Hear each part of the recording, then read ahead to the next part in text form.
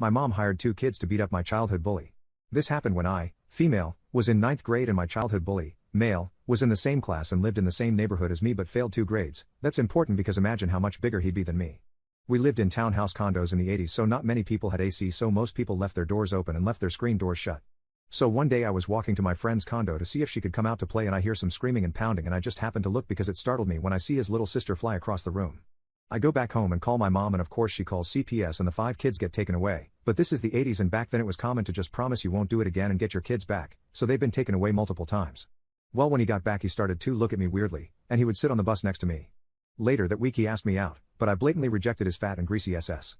After that incident, he somehow found out my mom called CPS, so at the next bus stop before school he sucker punched me. I was down on the ground. Everyone saw it but I didn't say anything to anyone.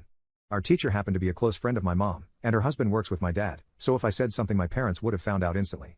We get home and a kid goes straight to his mom and our backyards connect, so he says my name got sucker punched by a bully at the bus stop this morning. She calls my mom, and my mom goes to the worst area of Detroit, hires 2 kids the same age as him for $20 each to come and beat him up. And told him not to even look at me again. Then drops them back off. That's how Italians deal with things. Edit, he was in a wheelchair for the next 6 months after that.